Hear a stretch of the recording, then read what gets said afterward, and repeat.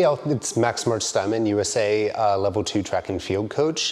Today I'm going to talk to you a little bit about types of landings and really a little bit of coach's eye to see maybe some problems in your athletes and where you can trace them. So oftentimes if you see an athlete land, you can see that like maybe they're curving forward, maybe they're rounding a lot, maybe they're landing a lot like this, right? Very quad dominant, landing kind of where their weight is on their toes and they're using their quads to stabilize themselves.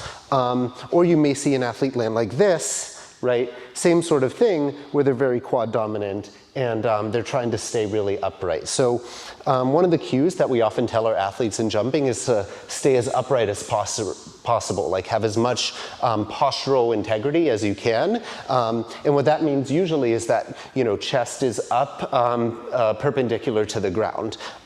If you give an athlete that cue and they jump and they land like this, right, a lot of the times what that can do is cause excessive knee bending. So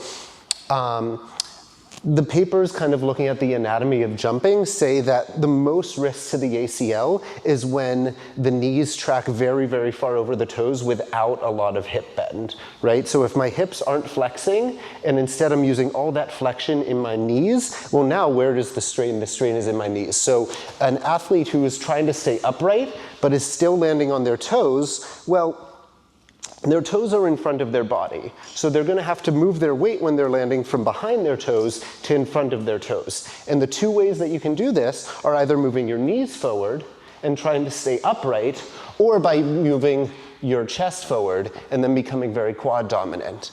So what we want to encourage in our athletes is landing kind of on the full foot. This is a little bit different from ballet because if I'm in turnout, you'll see my toes are right under my hips, right under my center of gravity. But out of turnout, my toes are in front of my center of gravity. So if I'm landing up here, two things are gonna have to happen. The knee's gonna have to go forward or the chest is gonna have to go forward. Both of these are gonna make it really hard for your athlete to recover that energy and jump again because now their weight's going forward. They're gonna have to pull their weight back if they wanna go up.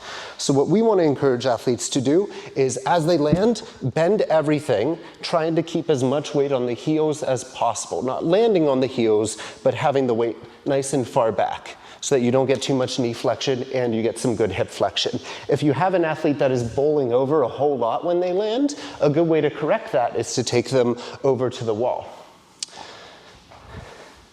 So one of the things that you can do is use a wall as encouragement for the athlete to stay upright as they land. So we have an athlete, they're jumping, instead of leaning forward into the wall, well they can't anymore, so now when they jump, right, they have to land nice and upright. We want to see that their shoulders are tracking right over their knees, and you want to make sure there's sufficient bend in their hips.